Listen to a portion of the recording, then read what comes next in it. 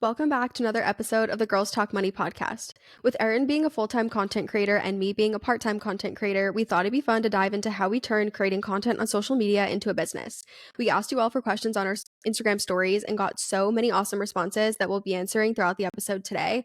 We're going to focus on building an audience on social media and monetization, but if you want an episode on the financial management side of creator income or any other creator-related topics in general, let us know in Spotify and we can definitely do an episode on that.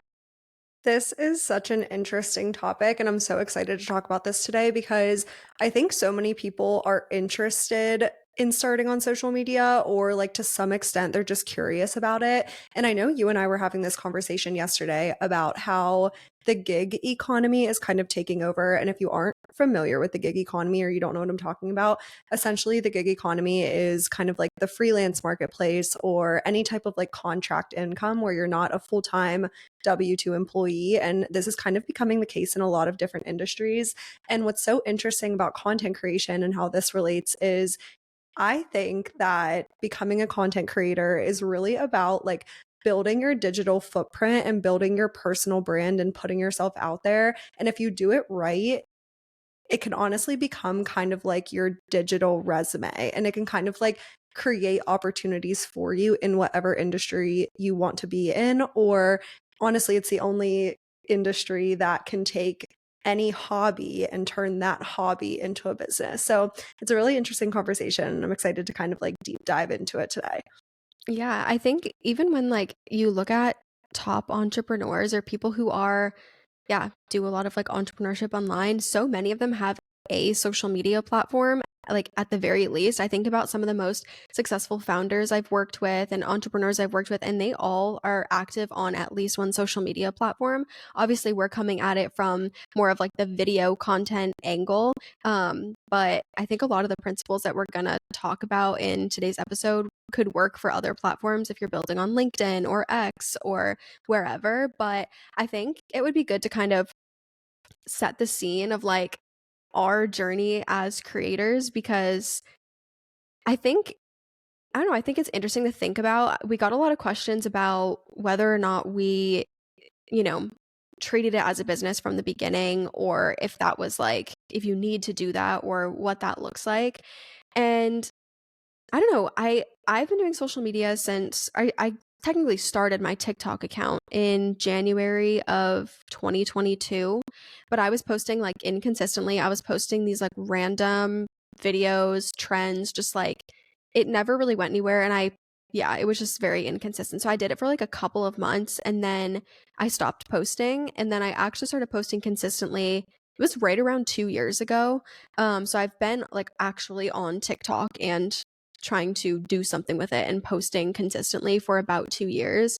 And then I think I had my Instagram account, but I don't think I really started using it at all or posting anything.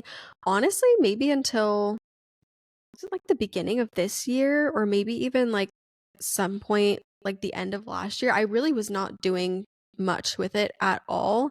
And when I started it, I had actually always dreamt of being a content creator. Like when I was 13 and I would watch all like the beauty gurus on YouTube, I was like, that's what I want to do. I would love to do that as a job. But I always felt like it wasn't practical. So I went to school for something else. And then I was like, you know what? Why not give it a go and like try it? But I wasn't necessarily coming into it with the mindset of like, this is going to be a business, it's going to be a big revenue stream for me. I was like, let's just post and like see what happens. And we take it one step at a time, focus on being consistent, and then kind of like let it evolve over time. And now it is at a place where freelancing is still my full-time income because I love my freelance business and I really enjoy doing that. That's technically my full-time job, but then I do social media as well, and obviously the podcast as well. Yeah, and we have kind of similar timelines because I started my TikTok account in it was either like December of 2021 or January of 2022. And when I started my account, I told myself I was going to be super consistent with it from the beginning. I was like, okay, Erin, like you're going to commit to doing this for at least 2 months. And then if after 2 months you hate it, that's fine, but like at least give yourself a chance. So I was super consistent with it for the first 2 months. And it kind of like took off from there. And obviously I started my TikTok account in the personal finance space. So I did that for about a year and a half, like 14-ish months strictly on TikTok. And then I started my Instagram account in the spring of 2023. So I've been doing TikTok and Instagram since then. We obviously started the podcast in November, and I also started my YouTube channel around that time too. I haven't been super consistent with YouTube. That's sort of something that, like, now that the podcast is becoming a little bit more streamlined, I'm like dipping my toes back into YouTube at this point. But yeah, so TikTok has been the longest platform that I've been on, and that's been about 2.5 years. And then I've added in other platforms since then. But even though I was consistent with it from the beginning, I definitely didn't come into it with like, okay, I'm going to start on TikTok because I want to grow this business. You know what I mean? I really did think of it as like, okay, I graduated from college, I started my first full-time job, and I really don't have anything to occupy my brain other than my full-time job. And I feel like a lot of people can relate to this, where like when you're in college, you have a million things going on. You have like your schoolwork, you have a part-time job, maybe you have an internship, you're in a sorority. I just had like a million things going on in college, and then I started my first full-time job, and I was like, okay, I clock off at 4 or 5, and then I have nothing to do. And I just like wanted something that was going to like keep my brain occupied, and I wanted something that I could really like work on and like do it as a hobby. So it's not that I thought that like I wanted to take it seriously, but at no point was I like, okay, I'm going to get on TikTok because I want to like sell this course and I want to make it my full-time job and I want to be a business owner. It was more so just like, hey, I'm super interested in personal finance. I know I'm pretty good at it, and I think that I could be pretty successful creating social media content about a topic that I'm passionate about. I think what's interesting about like for both of us as content creators is we both started out doing personal finance content. And I mean, for myself, it was only personal finance. It was like, I mean, I guess when I very, very first started my page back in January 2022, and when I was like not really doing anything with it, I was posting more of what I post now, which is so funny. But then I was like, okay, no, I need to niche down. I have to pick a niche. Like that was also the era where everyone was like, pick a niche, like just post about one thing. And I know we both did personal finance content, a lot of like personal finance education and sharing what we do personal finance wise. But then we both have now kind of pivoted our social media to do more lifestyle content. And I mean, there's so many reasons why, but I think we've talked about this before too. It goes back to making your social media about you and like who you are and your brand as a creator. Yeah, definitely. I agree that that was the era in 2022, was to pick a niche. And at the time, my mindset around it was very like straightforward. Okay, my niche is going to be personal finance. And what does that mean? I make educational content about personal finance. So if you go back onto my channel from my videos from 2022, all of my videos were like, here are 3 budgeting tips, and here's how to open this investment account, and here's what a Roth IRA is. Like that was all. And I was posting 3 times a day, 3 of those videos per day. Oh my God. And it did help me grow. However, one, all of that information you can find on Google. Like if you want to learn how to open an investment account, type that into Google and you can find it. There's no real reason why that content needs to be all that my channel is. But second, after about a year or so of doing it, maybe probably like a year and a half, actually, it was way after I started my Instagram did I kind of like come to this realization. But you can be in a niche without making your content just very like textbook educational things that you could Google. And the difference between those two is, again, like Grace just said, you're making your channel about you. So you're really shifting that content from outward content, here's how to budget. You're shifting that inward and being like, here's how I budget. Here's how I budget as a 25-year-old that lives in Nashville and wants to balance being on a budget while also living her life. So it's really about like shifting your mindset from, okay, I can have like a quote unquote niche, like I can have an overarching like topic that I talk about as one of my content pillars without me like reverting to all of my content just being this information that I could essentially Google. And I think I heard this tip either in like a YouTube video or on someone's podcast from a content strategist. And she was saying, don't think about it in terms of picking a niche. Think about it as you're choosing an overarching mission for your platforms. And I think this makes a lot of sense in the topic of turning content creation into a business, because when you're becoming a content creator and you want to take it seriously, you are the business. You are like, when you're making yourself the business, you need to think about it in terms of like, what is your mission? Why are people choosing to follow you? If you had 100,000 followers already, what would they know you for? And how I think about this in terms of my own page, as I'm also trying to shift a little bit more into lifestyle and showing more of my life, because I think that that's a little bit more sustainable for me in the long run. My overarching mission for my channel and kind of like my tagline, I think this is still in my Instagram bio, it says my life, but make it financially responsible. So at the end of the day, I want to show women in their 20s how I'm living my life as a woman in my 20s in a financially responsible way. I want to show how I'm still able to travel. I want to show how I balance going shopping on the weekends, but also sticking within a budget and things like that. I want to show how I'm building wealth and all of those things. But I have that overarching mission to come back to when I'm like, okay, what the heck am I going to post this week? Like, what about my life fits into that mission? And luckily, my mission is about my life. So a lot of things fit into that mission. This is like a realization that I had too, going back to what you were saying about like I struggle with personal finance content now that I no longer am like a strict personal finance creator, because I mean, I have lots of friends who create personal finance content. I support their content, love them, love their content, but I think sometimes I felt, as someone who was creating it and as a consumer who would watch the personal finance content, so much of it just truly is the same stuff regurgitated over and over and over again. And people who create personal finance content as their like full-time gig, and that's like the only thing they do, and this goes for lots of other educational niches or where people are so niche down, they feel like they are repeating themselves over and over and over again. Like, I've asked full-time creators who have a very specific niche, do you feel like a broken record just saying the same thing over and over? And they were like, yes, like 100% yes.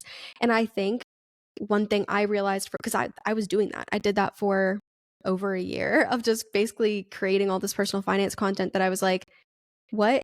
Like, this is not, people don't know me. When they think of Grace, they think of talking head who shares money stuff. You know what I mean? They don't think about like who I actually am. And when you're just a talking head, it's hard to feel connected to people, right? Like, you think about some creators that create amazing content but maybe don't let you in on their life, and that's fine, right? That's a business model in itself right there. There's nothing wrong with that at all. But I knew for me, I was like, I don't want people to think of me as a talking head. I would genuinely want to build a community of people who feel like they really know me, and I'm able to get to know them because they see my content, they want to engage with my content because, again, they feel connected to me.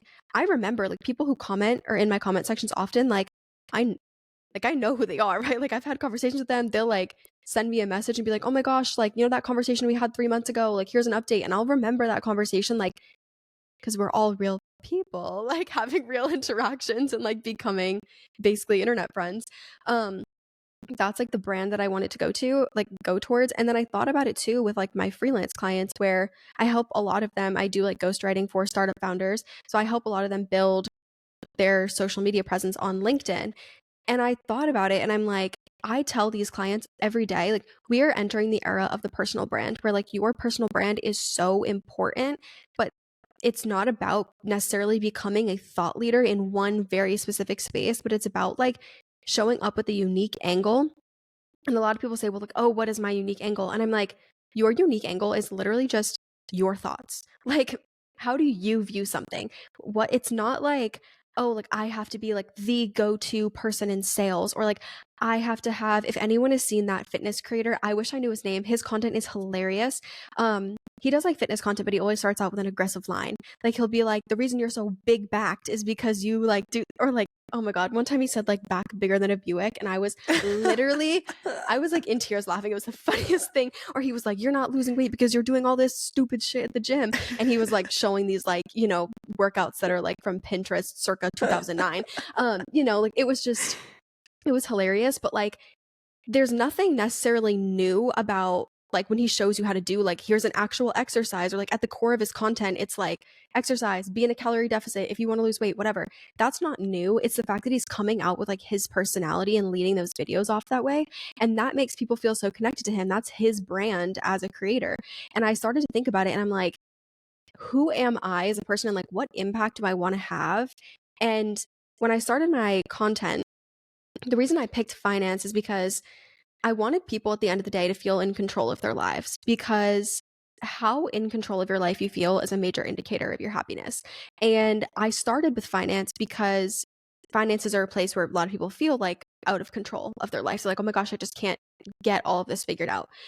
But then I thought about it and I'm like, that is just one part. And that's one part of me. It's one part of my life. There's so much more to me as a human. I'm what they call like a multi hyphenate, which is like someone who just loves lots of different things, has their hands on lots of different things. My career will always be made up of a million different things. I thrive in that. How can I just show like one teeny tiny part of my life? That is not going to be sustainable. And so I worked with a content strategist who helped me kind of figure out like what is my personal brand. And I realized that my social media, which is now what it is now, is more about creating your dream life. That's the thread, and the mission for all of my content is like, here's my journey documenting create the process of creating my dream life, creating my dream business, and getting my money together and becoming more confident and being healthier and all these things. And I'm going to show you everything I learned along the way, and that's way more sustainable, just to be in that mindset. And I also think that it goes back to, we got some questions about when you're starting out as a creator, how do you get over the cringe or the fear of embarrassment? And there's a lot to say on that. But if you have a why of like, why are you creating content? It makes it a lot easier to do that, right? Because you have something to go back to all the time of like, okay, this video might feel a little awkward for me to get this out there, but you know what? Like, I care more about my impact than I do my pride and like how awkward I feel in this moment. Um, and I will also say, if you're listening to this and you create content and you feel cringe, just go to my TikTok, scroll back real far. Just keep it going all Same. the way back. Okay, all the way back. Don't tell me that you did it, and don't send me the videos. Don't, no, none of that. But you will find Cringe City. That's what you'll find there. And the thing is though, is one, nobody gives a crap. Literally, no one goes back and looks at those videos. And cringe, we were talking about this in another episode. Cringe is like the barrier to success. It's Mhm. just part of it, right? Thinking about, I am trying to become a runner. I went for a run. I ran for 8 minutes. Like, I could let that be embarrassing and like let that turn me off from running again, or I could get back out there like I did the other day and run for 25 minutes straight. You know what I mean? Or it's like you could go to the gym for the first time and try to lift a weight and like be like, whoops, that weight is way too heavy. I need to pick something else. And you could let that deter you, or you could be like, okay, I'm just going to pick the weight that feels better for me. Content creation is the same way. It's going to feel awkward. It's going to feel cringe. It's a new thing that you're doing. But if you can see the vision of like, here's the page I want to create, you know why you're doing it, you know the impact that you want to have, and you're open to growing like and enjoying that process, then like who the frick cares about the cringe? You know what I mean? Yeah. Like, I we're all cringy. Everybody's cringy. Like, totally agree. Yeah, you can also scroll back on my channel and please don't tell me that you do it. I still get likes on a don't lot tell of me. my old videos because the Yes. TikTok algorithm will still push out your videos for Mm-hmm. years and I'm And they're still getting likes. searchable. People can Yeah, search them and find them. I'm like, oh, why'd you search please this? don't Don't like tell take them me. off, like I literally know. take them off. But I want to circle back to what you were saying about like you telling your freelance clients that they're not trying to become a thought leader in their space. And this was probably the biggest mindset shift that I went through over the past couple of years creating social media content. I think when I started, and you probably feel the same way, you try to position yourself in as an expert in whatever niche you're in. And if Mhm. you like, we're just going to use personal finance as like the example here because that's what we got started in. You try to position yourself as a personal finance expert in the space. And then a year or so in, you kind of realize like that's not the angle that you want to come from because at the end of the day, like we're not financial advisors. Like you're listening to the Girls Talk Money podcast right now. But we bring on some guests when we want to talk about things that are like pretty specialized. Like we talk about like resources where you can find more information. Like we aren't trying to sit here and say that we know everything there is to know about personal finance. And that was sort of the mindset shift. Like you're not coming at content creation from a point of I'm going to act like I am better than the people that are watching my videos, or I'm going to act like I know everything and the people that are watching my videos know nothing. When you kind of like shift that mindset into we're peers and the people that I'm talking to, I'm probably only 1 or 2 steps ahead of where they're at, it totally opens the doors for the type of content that you feel like you can make, right? Like I've made some fitness content over the past couple of months. Am I like a gym, like am I a personal Aficionado. trainer? No. Yeah, am I a personal trainer? Absolutely not. Like yeah, absolutely not.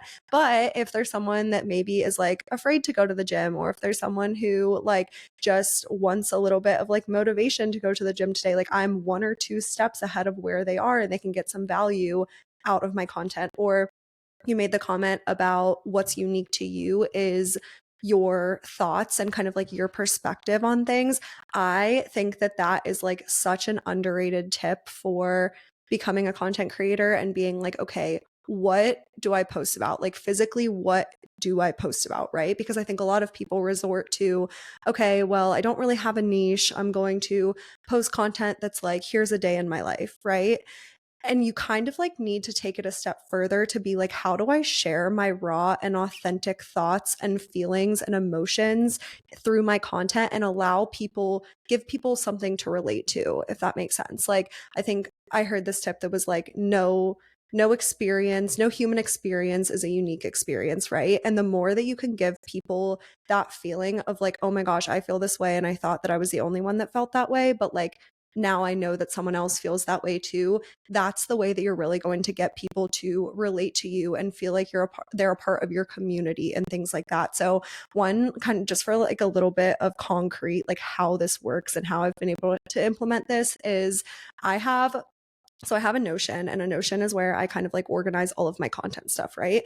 But when I'm just like out and about living my life, like going through my day to day, I have thoughts, right? I have all of these thoughts going on in my head. And whenever I have a thought that I'm like, oh, I should share that, like I should share that to my followers, I open a notes app on my phone and I just like write out the thought and I'm as descriptive as possible. So, for example, the other day I posted a video about how I just moved to Nashville and I was feeling a little bit guilty for all of the money that I spent moving to Nashville because essentially my life looks the same in Nashville that it did in Pittsburgh. I was saying in the video that like every day that I spend in my apartment just like living the exact same life that I was living in Pittsburgh, I feel guilty because I spent thousands of dollars to be here and I could have been doing all of these same activities in Pittsburgh. And it was very like raw and authentic and just like that's so much more raw and authentic than me posting that day in the life video because the actual clips in the video were just a day in the life, like kind of vlog style content. But instead of me posting that day in the life vlog style content and the voiceover just walking through what I did that day, instead, I really opened up and shared my raw and authentic feelings, and it got over 100,000 views, and people were like, oh my gosh, I totally felt that way when I moved to a new city, and like it gets better and like all of these things. So really just like allowing yourself to open up and like remember that your thoughts are your unique perspective that you can share and allow people something to relate to. I think it isn't just about like what you say too. I think a lot of it goes back to how you say it. And like, I think a lot of people get nervous about, oh, I have to be like vulnerable on social media. I have to share certain things. And it's like, you don't have to give me like your deepest, darkest secret or like divulge all your trauma. You know what I mean? Like it can be just these little like micro stories, but also a lot of it has to do with how you say it. Like you'll see, or did I say how you see it, how you say it? I think you'll see these videos of people who maybe they have more like humor in how they say it, or, I think about this like one like mommy vlogger girl that like she's hysterical, and just the way that she like talks through like when she's cooking with her daughter, it's so funny. Just, you know what I mean? Just, it's not anything different really. It's just the way she says it is different. Going back to what you were saying about like not wanting to be an expert, I remember I think when we started, that was like the whole niche down thing was really to develop yourself into like the Gen Z finance person, or the like, that was what everyone said worked at the time. And I remember um I worked with a content strategist, and I remember being like, I don't want to be an expert. Like I was like, I I was getting like very done. And I was like, I'm so sick and tired of trying to be like an expert. Like I was like, you know what? No. I'm like, I don't freaking know. Like how to, yes, I know how to like invest for retirement, but like I'm not 65. So like I'm not going to give you advice on like how to pull your money out and withdraw it. Like I don't want to do the freaking research to figure it out. I'm going to do that when I get to 65. You know what I mean? I'm not doing it right now at 25 years old. I don't need to know how to like withdraw my money. No, I don't. I really don't care. And I was also just like, I don't want people to look at me and be like, "Oh, like she gave like bad advice," or she, not that I was giving any bad advice, but it just put that pressure on like everything I had to say had to be like the right thing and the perfect thing. And that was, as someone who's like a perfectionist myself, that was a lot of pressure on myself. And I had said to the content strategist, I'm like, I just want to show up and I want to have fun and I want to connect with people. And she was like, I was like, yeah, I don't want to be an expert. I just want to do this. She was like, then don't. She's like, don't be an expert. Like, you don't have to be.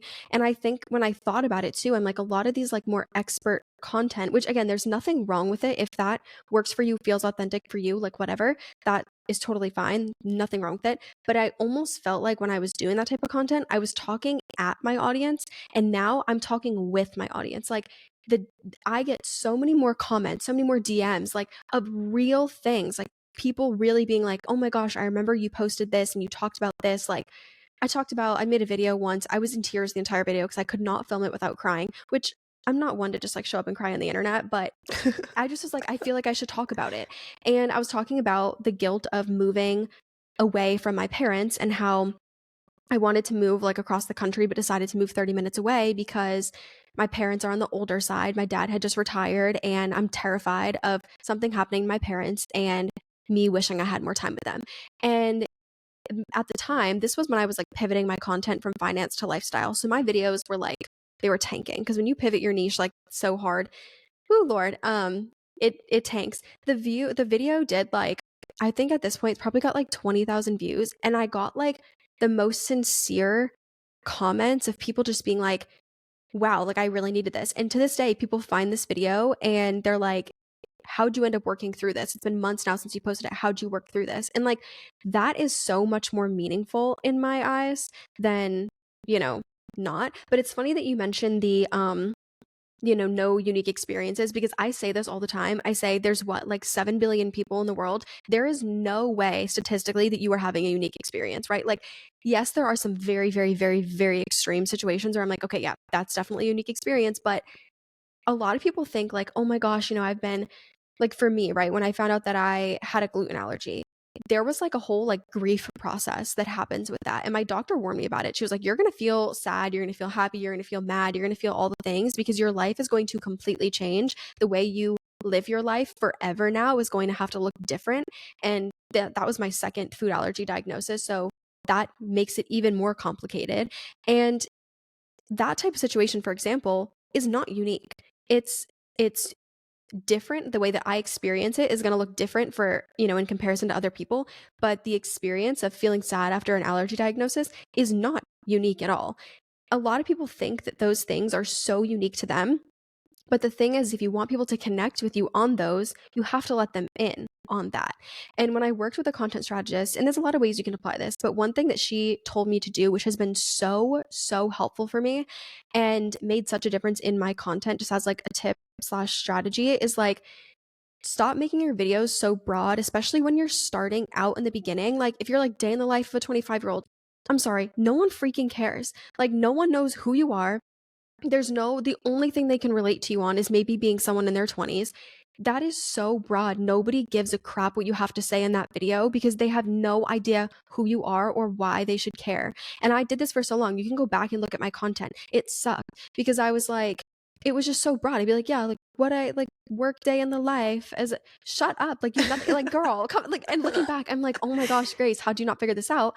But I mean, again, we all have our journeys, but you have to give people a point to relate. And the way that the content strategist worded it to me was like an aspiring point or a relating point. So like I have videos where I'm like, what I do and make in a day as a 25-year-old full-time freelancer. So that tells people, wow, people who are in the 20s, they're like, wow, that's an aspiring point. Like I aspire to be a full-time entrepreneur, full-time freelancer. So they're going to watch that video. But I have videos also where I use relatable points where I say like what I eat in a day, gluten and dairy free, someone prioritizing balance and nourishing my body. Someone looks at that and that's a combination of both. But maybe they're like, okay, I relate on the gluten and dairy free part and I aspire to have more balance and to nourish my body better. So I'm going to watch that video. You have to give people points to relate to you and to connect with you or to aspire to what you do and then be interested in it. If you are so broad, like no one knows who you are. And I think a lot of people, when they're starting out, myself included, get stuck in that trap of being like, why is no one listening to my content? And it's sometimes it's like, because they have no idea who you are. And like your story time, but like what you did in a day and your trip to Target, no one cares because they don't even know who you are. Why are you going to Target? What are you doing at Target? Why are you spending the amount that you did? Did you have to clear that amount with your partner beforehand? Did you like what, you know what I mean? Like get into the nitty gritty of what that is. And that's how you will find people that will connect with you. Or even if it's just that broad theme of like, here's what I do in a day as a 25-year-old who prioritizes financial responsibility while also living my life. Great, that gives people like a point to connect to you, you know? Or like me, here's what I do on a Friday as someone who's like building my dream life, whatever it is. Like you have to give people a point to connect to you. And I think that is way, way more valuable than having like a hard niche, you know? 100%. Yeah, I heard it as in the spice is in the specificity. So if you are like, if your hook is like, here's a day in my life as a 25-year-old and that's it, like that is not going to relate to like literally anyone. Why do they care about your life as a 25-year-old? But if you're able to make that hook, here's a day in my life as a 25-year-old who quit her job to like be a startup founder, or you know what I mean, like do Mm-hmm. like what are you doing, like what are you doing, and Yeah. why are you filming this day in your life, what's the purpose of it, what are you going to tell people, and then the rest of that day in the life, like voiceover should be storytelling in terms of not like, don't just walk people through your day in the life of like, here's Mm-hmm. a day in my life as a 25-year-old. First, I made breakfast and then I got in the shower. And like they Yep. can see those in the clips. So you don't have to Right. tell them that you're making breakfast, but like what story are you telling them? And like what, like continue to give those relatability points and continue to let people in on your life throughout the rest of your day in the life so that it gives them something to comment on. It gives them a reason to follow you. There's a social media, she's a creator and a strategist. Her name's Claire. I used to work with her actually like years ago. And then I ended up I purchased like a content strategy like session with her. And it was amazing having a second set of eyes. I'll link her stuff down in the show notes and everything. But one thing she said to me about that was she was like, prevent the and in your voiceovers and in your videos, because when you think about it, it's like I went to the store and I bought this and I did that and then I went to here. It's like that actually is, when you really think about it, it's like, oh my God, that's so boring. And I say this not, I did this for like a year, guys. Like Same. it was so bad. And I think about it now and I'm like, explain the why. Like what's the why behind like, okay, I just edited like a what I eat in a day video. Why did you eat? I ate these little like, they're like sour Skittles, but they're called sour giggles. They're like the organic version. But it's like why did you eat sour giggles? Like what was the reason? Why did you choose that over like a sour Skittle? And I was mentioning how like I just always have to have something sweet after dinner. It's non-negotiable. And like why did I have a polar seltzer at the end of the day? Because I only do that after I've drank 80 ounces of water a day because my water goal is really important to me. Why am I only having one coffee this time? Because I'm trying to improve my gut health and feel like having too much coffee impacts that. Not, I had coffee, and then I had lunch, and then I had sour giggles, and then I had Polar It's Sub. like they Like, can see it. They can see it on the right, it's screen. Yeah. right, it's like Or put it we in the caption. get it. Yeah. Yes, it's like we get it. Like, tell a story. And when I had that session with Claire and she like pointed that out, well, she made a video about the and thing, and it called me out. Oh, so bad. So I swiftly booked a call with her because I was like, please roast my content so I can improve it, because I knew I was doing the whole and thing. And now when I like script videos out, I will literally make sure that I'm not starting or I'll even just start the sentence with like I. Like, just Yes. I'll try to change up the first word. Mhm. Yeah, But I think go ahead. before you switch points here, I have a couple of examples of like how people can apply this because I think like that's really hard for people who maybe haven't gotten started yet and they're like, well, I don't have a niche. I don't know like what am I talking about? You know what I mean? I have a couple of examples that kind of like come to mind. One is my own. I literally just posted this video yesterday and I was posting a video about I made these high protein cinnamon rolls and it was like responding to a comment that asked for the recipe because I mentioned me making these high protein cinnamon rolls in another video. And I was like, oh, let me know if you want the recipe. And someone said, yes, I want the recipe. So I made a video responding to that. And the clips were me making these cinnamon rolls. So you could see me adding all of the ingredients. You could see me putting them into the oven and everything like that. But the voiceover, instead of me being like, and then I added flour and then I just was telling a story about why I was making these high protein cinnamon rolls and saying that I really love to bake. It's a hobby of mine, but I like to actually eat the things that I bake and I prioritize eating pretty healthy. So that's what I was talking about in the video. But then I just said, like, I'll put the recipe in the caption and I put the recipe in the caption. So they still got the recipe, but it gave people a reason to care about me in that video, even though it was literally just a recipe. Yeah. Even just having something in the video too that like is different. There's this, I don't even know who the creator is, but her videos come up in my YouTube shorts all the time. And I know her, I don't know what her name is, but I know her videos now because she makes every Sunday, she makes an ice cream sandwich, homemade. And she says in the video, she's like, and I use like a sourdough mix to make the cookies. So they're good, healthy. And she says it just like that, like every time. And I mean, that's like her signature thing. There's a real estate agent, I think she's in Tampa. Her name's Carter Long. Her video, she says, I'm Carter Long, your homegirl. I I'm not looking to buy property in Tampa. I don't think I follow her, but I've seen her videos so many times that I know in my head now. Carter Long's a homegirl. I like, you know what I mean? That's who I'd go to if I went there. But like, it's just those things too can be helpful of thinking about like, who do I want to be? Why am I creating content? And incorporating those little things in, adding your Yeah. personality to things. But I No, feel that's a really like, good point. go ahead.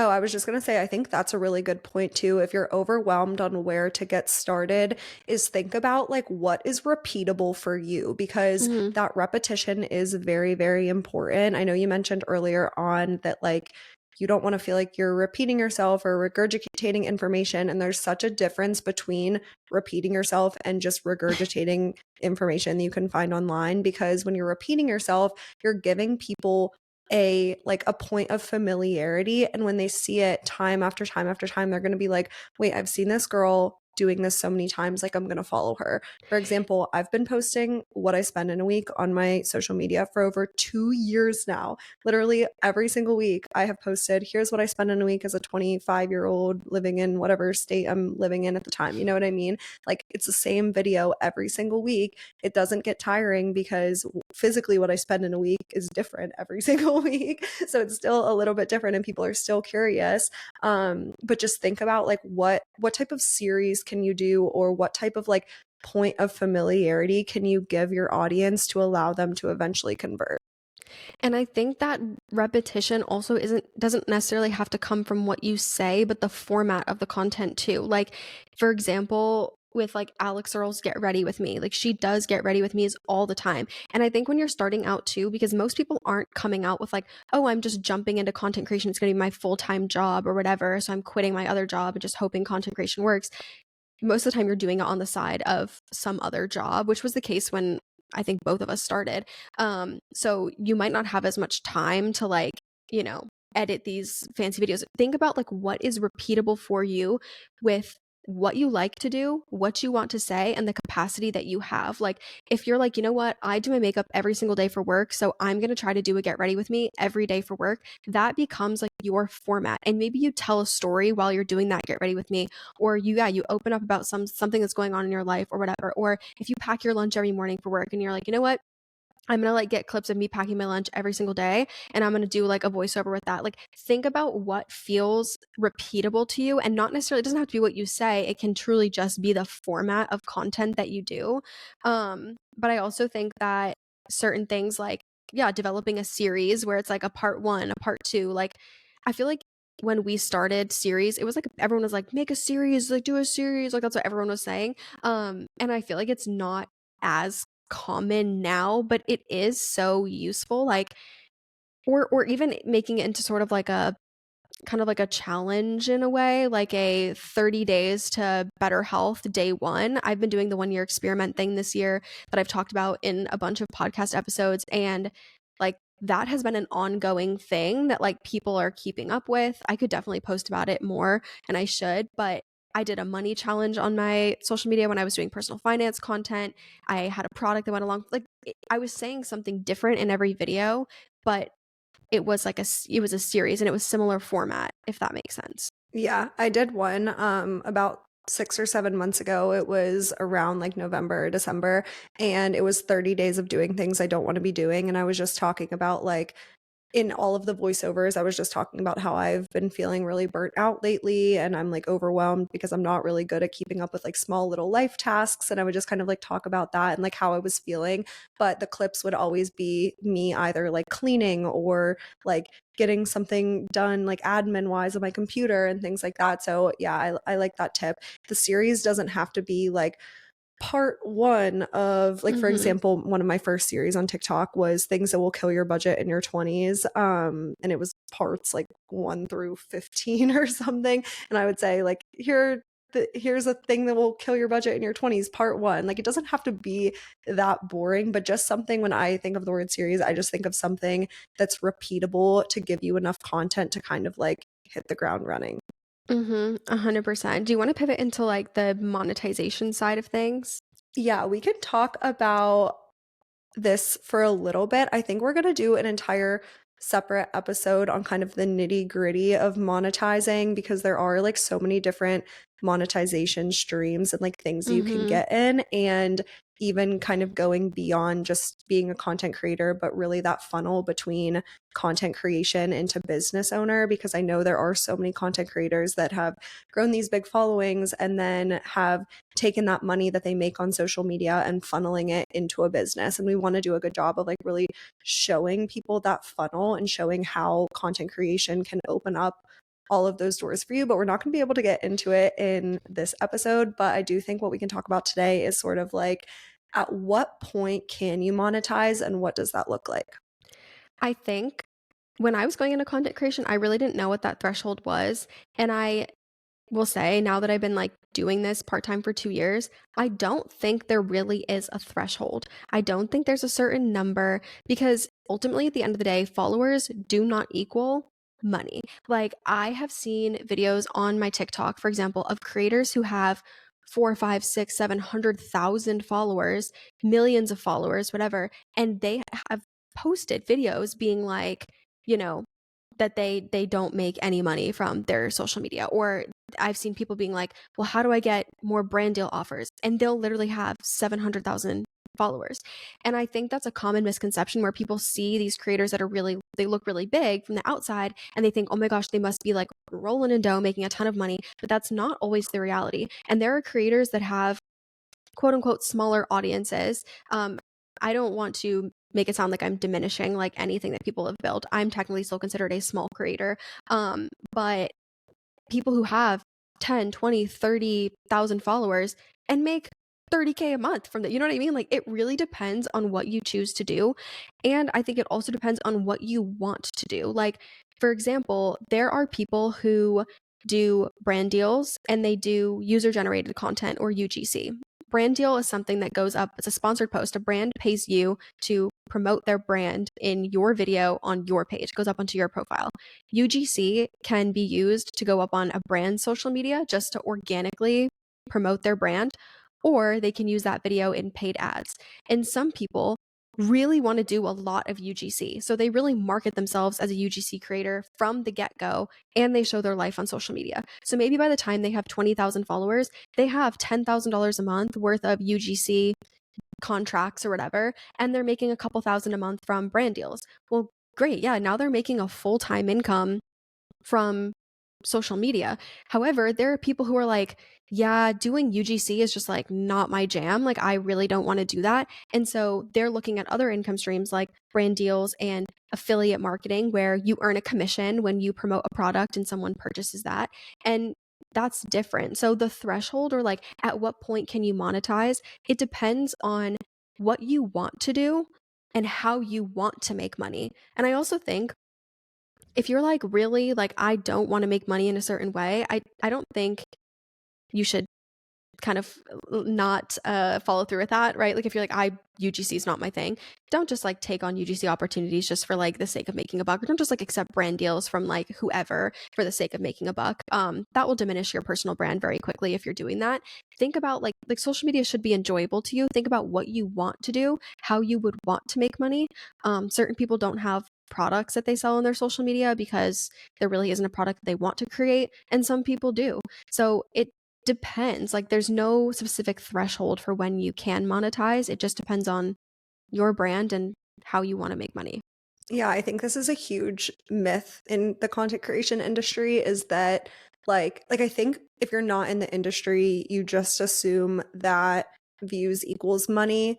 And outside of basically YouTube, this is a myth.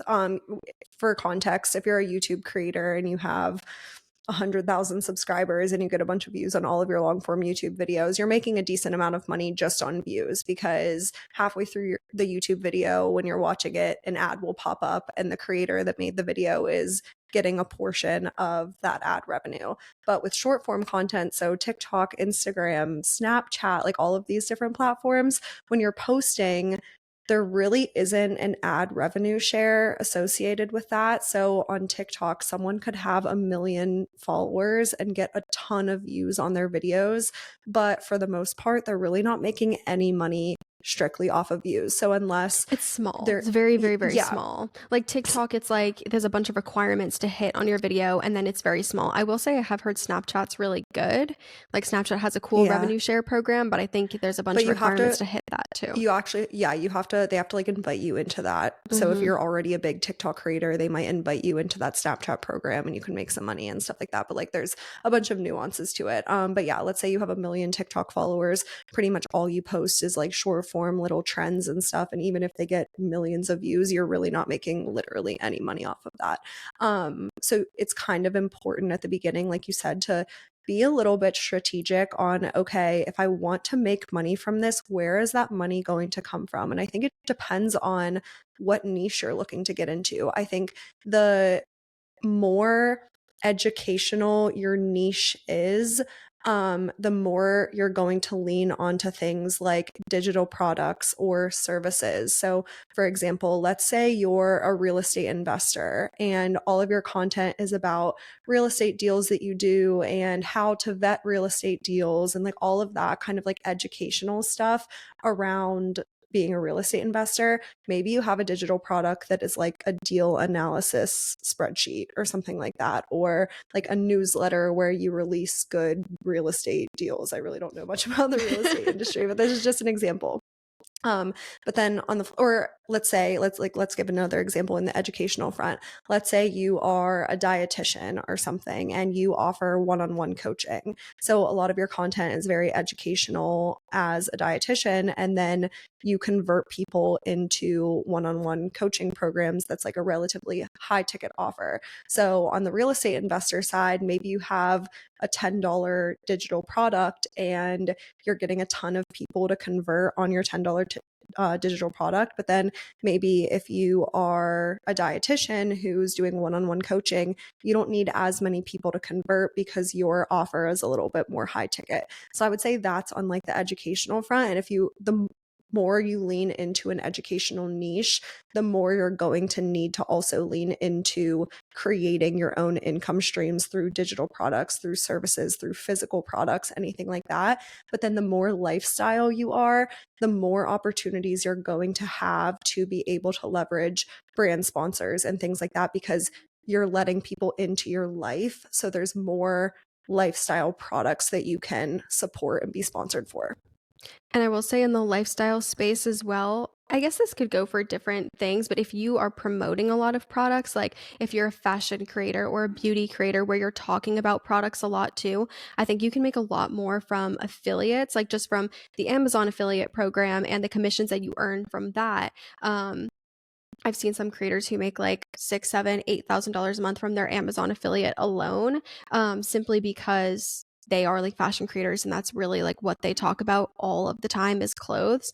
But yeah, I think it does definitely depend on the type of content that you create and the substance of your videos. I will say too with the lifestyle thing, it's like a the more you show of your life, the more points of relatability people have with you, but then also the more like brand deal opportunities you could get. I was just doing a like newsletter edition for a client of mine and it was on like pet influencers and it was just talking about how like if you have a pet and you show your pet, you've literally just opened up the door to all of these different things: pet insurance, pet food, pet like, toys, like just pet smart, like, you know what I mean? There's just so many things that get factored into that. The financial thing, having a, sinking fund for pet expenses, like just there's so much that goes with it. Or if you're like always in your car, there might be like, yeah, car brands that come or like car accessories. Like it's just what you talk about this like, with kids and stuff. That's why a lot of people, which we're not getting into a conversation on the ethics of showing your children on social media, but a lot of people, when they put their kids on social media, that allows them to partner with so many other brands. And that's why people get into that trap of like putting their kids out there a little bit too much, I would say. And like, that whole situation. But it's because it allows, there's just so much more. Even like showing my apartment, like when I moved here and showed my apartment, there were like brand deal offers I would get for different like furniture companies and stuff like that, cleaning products. But before, when I lived at my parents' house and I wasn't really showing my surroundings because it was my parents' house, I wasn't getting those offers because there's no way to integrate that product into that content. So, but it is tricky. And I will say the opposite side of this coin is like when you do lifestyle content, you have to set that boundary of like, what am I going to show? What am I not going to show? Where's the line? Because very quickly when you get into lifestyle, everything can become content, which is great because you're like, oh my gosh, I can put anything up there and, document my life really easily. There's so much I could use of my life to create content. However, then you're like, sometimes you're like, okay, I need to put the phone away and stop like filming literally everything in my life. So it's definitely like a double-edged sword. But I feel like that's a whole nother conversation for another day too. That is totally an entire other conversation. This is something that I've been thinking a lot about recently. It's something that comes up in dating a lot. It's like that's a boundary that Yes. I like can't really cross. Like I'm not going to be the person that's on a date and being like, "Wait, like let's film this." You know what I mean?